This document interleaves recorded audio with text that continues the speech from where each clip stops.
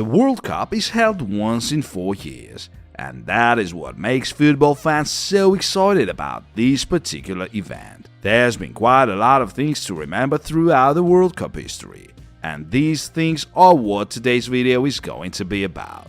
But first, there's a question we want to ask you. Which one of these 4 players got to play more World Cup finals? Zinedine Zidane, Roberto Carlos, Cafu, Thierry Henry? Leave your answers in the comments and get ready for watching. Nigel de Jong's Kung Fu. The World Cup final in 2010 wasn't the most spectacular of fixtures, as both teams were incredibly careful and tried to be as solid in defense as possible. However, that game could have gone differently if it were not for Howard Webb and his controversial decision in the first half. Nigel de Jong, the Dutch midfielder, went for a mindless tackle and hit Xabi Alonso in the chest with his spikes. Everything was going to be a red card, but a yellow was all de Jong got for that.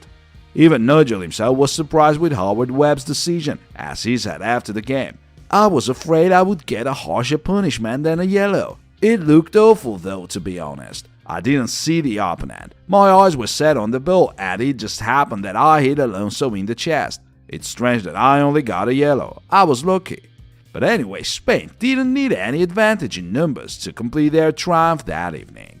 The 90 minutes ended 0-0, and late into the overtime, Andres Iniesta scored a winner and won the first ever World Cup trophy for La Roja. Zidane and Materazzi. It was a very special World Cup final for Zidane in 2006. Not only was his side competing for the most prestigious international trophy, but that very game was also to become his last one ever. Shortly before the tournament started, Zidane announced his retirement. The World Cup in Germany was meant to be Zizou's final curtain call. He was outstanding throughout the tournament and was named best player eventually. Led by Zidane, France reached the final when they had to face Italy. Zizou could never wish for a better start, as early in the game he got a chance to take a penalty, and his elegant Panenka went in off the bar. But a few minutes later, Italy found the equalizer. A corner was taken and Marco Materazzi was the one to make the highest jump.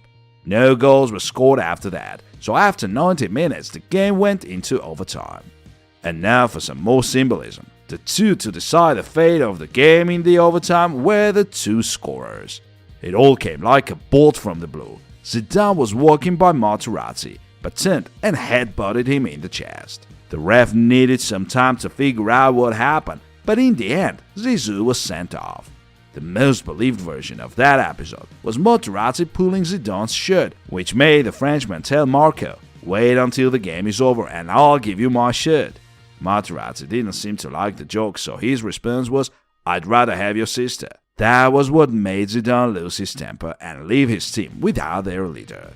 France lost that final on penalties, but the scene of Zidane walking away with a World Cup trophy in the background is still considered a most iconic one.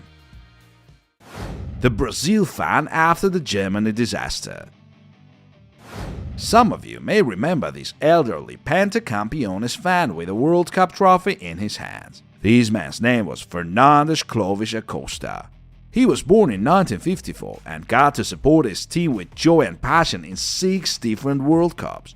Acosta hardly missed an away game and got to know many people while following Brazil, and along with these people he founded a die-hard fans community. By the year of 2014, Fernandes had already seen Brazil win 2 World Cup titles, but the home World Cup was an event of great importance. Not only was it about the country where the tournament was held, but also about Acosta's disease, the cancer he had been fighting for 8 years. Pentacampeones did look strong in that World Cup, but it all went terribly wrong once they faced Germany in the semi-final. Brazil were sensationally trailing 5-0 after the first half, and the stands fell silent in disbelief.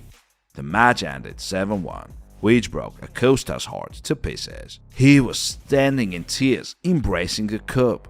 This image went viral as no other picture could ever portray the way Brazil felt that evening better than this one. Unfortunately, that was the last World Cup for Fernandes, as he passed away a year after the defeat. But he was, and still remains, one of the most well-known symbols of that tournament. Suarez and his handball. No African team had ever reached the World Cup semi-final before Morocco did in 2022. But Ghana was close to do that in 2010, but a terrible tragedy was the reason they didn't go through into the semis. The Black Stars played Uruguay, led by the brilliant Diego Forlán. Another striker was Luis Suarez, who was only considered a rising star at that time. But that very match against Ghana was what made the world talk about the future Liverpool and Barcelona striker. And the reason for that was not his actual performance. Luis didn't score and didn't make a single assist. He got a straight red card and was sent off. But that was exactly what made him the hero of that game. The 90 minutes of the game ended 1-1. And then, so late in the extra time, the African side was just about to win it. The header was going in, but at the very last moment it was Luis Suarez to make a save with his arm. A red card was brandished to the striker and a penalty was awarded. The one to take it was the Ghana leader Asamoah Gyan. But all of a sudden, he didn't make it. His shot hit the bar to the pure delight of Luis Suarez, who was watching it from the sideline. What happened next pleased him even more. That one miss was too discouraging for Ghana, and a few minutes later, the penalty shootout was won by the South American side. Suarez and his bite. Back in 2010, Luis Suarez was a promising young striker. But in 2014, he came to Brazil as an elite number 9 after he had scored 31 Premier League goals for Liverpool in the 13-14 season. It could have been even more actually, if it were not for the 10 games ban Suarez had received at the end of the previous season for biting the Chelsea defender Branislav Ivanovic. It seemed like it was enough to discourage Suarez from biting people, but it was just the beginning. In the World Cup, on the final match day of their group, Uruguay played Italy, and the round of 16 was at stake, and Suarez did the same trick. He beat Giorgio Chiellini. The ref didn't notice that, but FIFA held an event afterwards and made a harsh decision, banned Suarez for 6 months. So Luis had to wait for quite some time for his Barca debut. His first season at Camp Nou, however, was a treble-winning one. While the striker quit his vampire things as that was the last time he beat someone. Lampard's stolen goal. In the round of 16 of the 2010 World Cup, England was to play the favourites, Germany. 32 minutes in, the Germans were ahead as Miroslav Klose and Lukas Podolski made it 2-0. At that moment, there was no hope for England, it seemed. However, Matthew Upson's goal inspired the three lions, and shortly before the halftime whistle, Fabio Capello's side was on the verge of making a comeback. Frank Lampard's long-range shot went in off the bar, which was clearly seen on the replay. However, Jorge Larionda and his missed it somehow, and the goal wasn't counted. As you would expect, the English players got mad. So mad that they never really recovered from it. The Germans scored 2 more goals in the second half, and the result was 4-1. That mistake by Larionda ended up being a most controversial one and pretty much led to the Hawkeye technology being utilized in the following World Cup in Brazil. England's phantom goal against Germany. That Lampard shot could be considered karma for what happened in the 1966 World Cup final. The same teams, England and Germany, failed to determine a winner after 90 minutes. 2-2 was the score when the game went into overtime. The turning point of the match took place in the 102nd minute. Jeffrey Hurst took a shot, hit the bar, the ball bounced down and landed on the goal line.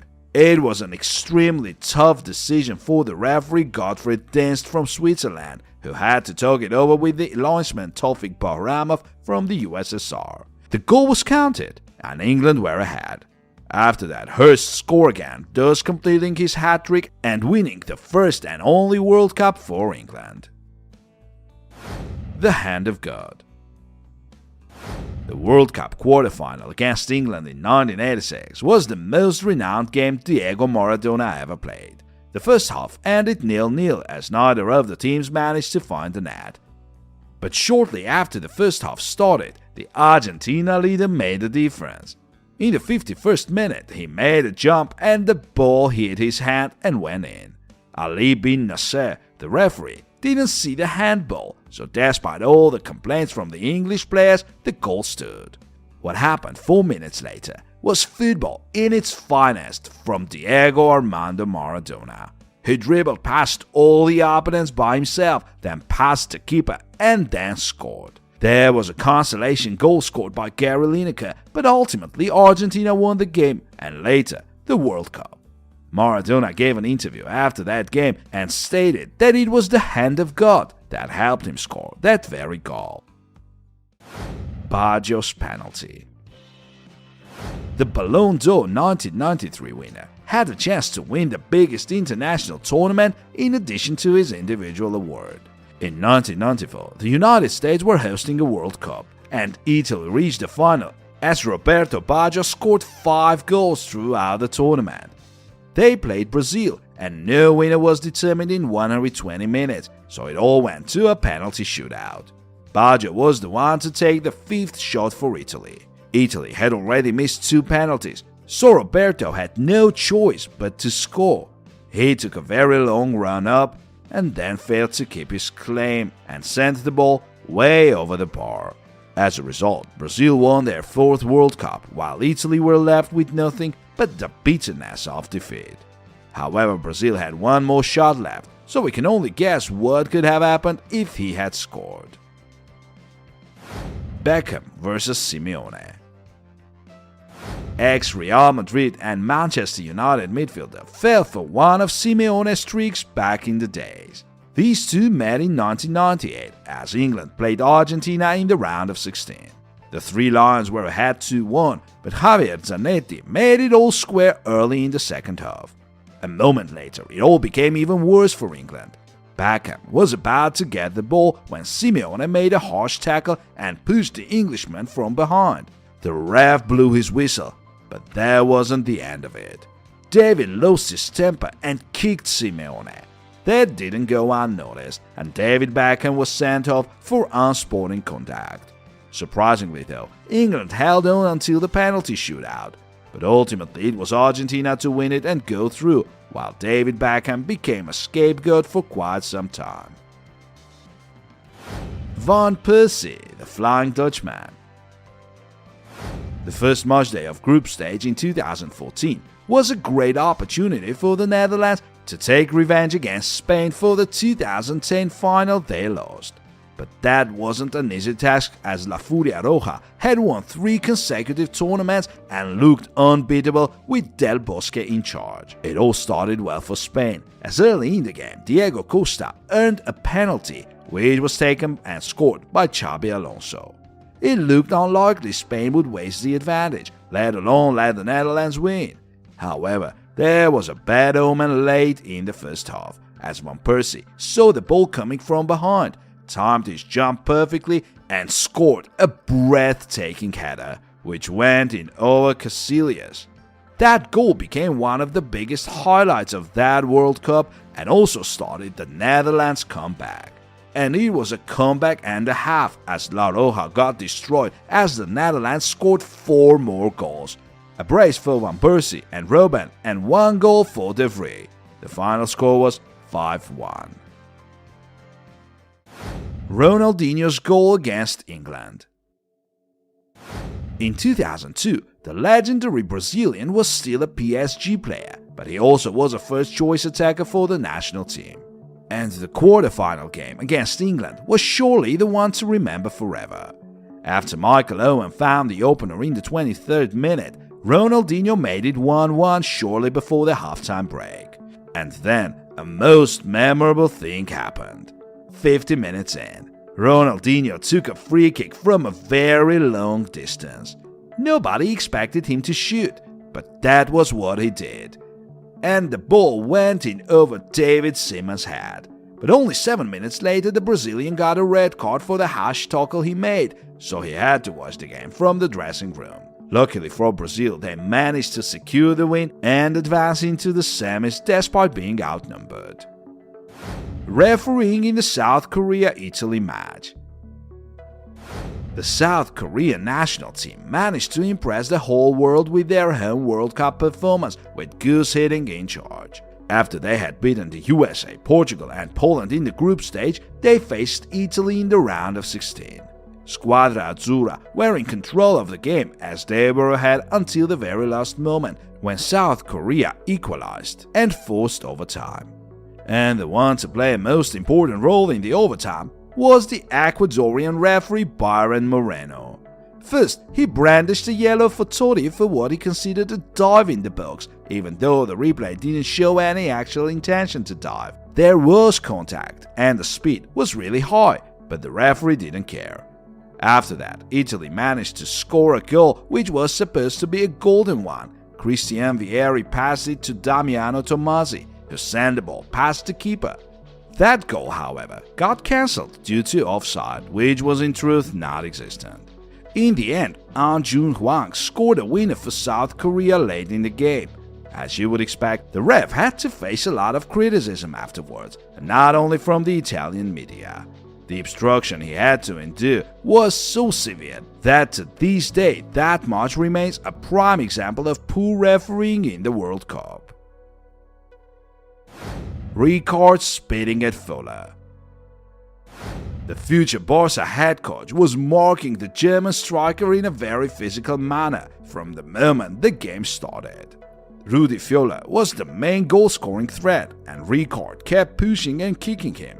In the 20th minute, the German fell down after yet another push, for which Rijkaard got a yellow from Juan Carlos Lostau, the Argentinian ref. After that, the Dutchman paused for a moment and then spit at Völler from behind. Rudi was about to start a fight with Frank as he demanded justice from the referee. However, the decision was a yellow for the German. However, the red cards were written in the starts that evening. 2 minutes later, these two started fighting again and were both sent off. By the way, the match ended 2-1 in favor of the Bundesteam, which reached the final where they won against Argentina. What was the reason for such behavior from Rijkaard, we're yet to discover. One of the versions is that Rudi Völler racially abused Rijkaard. The German, however, tends to deny that. After he fooled me, I did call him something, but I didn't call him a black monkey, while he did call me a fascist. I just wanted to talk to him, but there was no way. James' goal against Uruguay. There would have been no James Rodriguez, as we all know him, if it were not for the 2014 World Cup. In the 13-14 season, the Colombian scored 9 goals and made 13 assists for Monaco in Ligue 1. The World Cup group stage was a big success for James, as his 3 goals and 2 assists helped Colombia advance. But if he was good in the group stage, in the knockout stage he became unstoppable, and his performance against Uruguay was downright iconic. 28 minutes in, James got the ball, it bounced off his chest and he made an astonishing shot from the volley, which went in off the bar. That goal later won the FIFA Puskás Award for the best goal scored in 2014.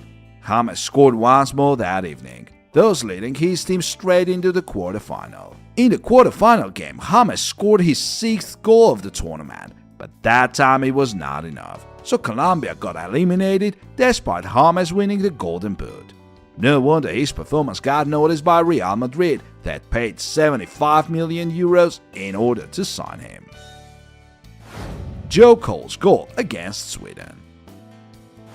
The World Cup in Germany surely wasn't the best of major tournaments for England, though Joe Cole's wonder goal against Sweden in the group stage was something for the fans to savor. 34 minutes in, the Chelsea winger recovered the ball, took it on his chest and then made a most precise shot from the volley that went into the far corner of the post. Unfortunately for England, the game ended 2-2, though it was enough to advance to the knockout stage. Sven-Göran Eriksson's side reached the quarterfinal, but it was where they got eliminated as Portugal won the penalty shootout. Salenko's Pentatrick. The former Dynamo Kiev and Valencia striker got to play for Ukraine for some time after the USSR fell apart. Later, however, he was allowed to play for Russia by FIFA, which gave him a chance to play in the World Cup in 1994. That decision influenced Oleg's international career in a number of ways, and you're about to know how exactly. In the World Cup against Cameroon, he scored 5 goals, which remains a record to this day as no player has ever scored more in one World Cup game. He also scored against Sweden, which made him the best goalscorer of that World Cup.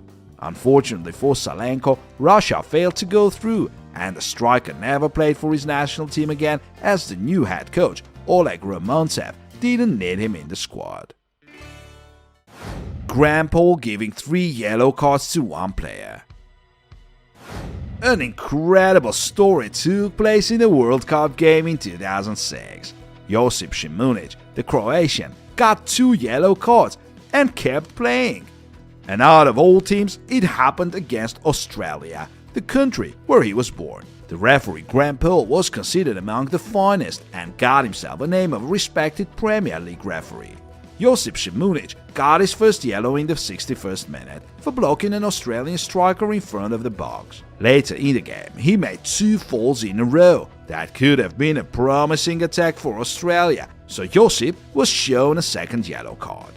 But to his surprise, Graham Poll simply forgot to show him a red after that, so the defender kept on playing. Not for long though. The ref soon noticed Šimunić was still there and was baffled for a moment. But then he realized his mistake and showed a 3rd yellow card to the Croatian and sent him off at last. 4 red cards in the Portugal-Netherlands game. This fixture still remains one of the most violent ones football has ever seen. Valentin Ivanov, the Russian referee, didn't shy away from showing yellows and red cards to those deserving them. That made the game look absurd. The opponents kept tackling each other in a most rude way, even though it was never considered a heated rivalry. The final score for the referee was 20 yellow and 4 red cards, which is still a World Cup record. Khalid Boularus and Giovanni van Bronckhorst were the ones sent off for the Netherlands, while Costinha and Deco were the Portuguese players who got to see a red. The young Cristiano Ronaldo was the one to suffer the most. Only 32 minutes in, he was carried away after a reckless tackle from Khalid Boularus. The final score of the game was 1-0, as Maniche's goal was the winner for Portugal.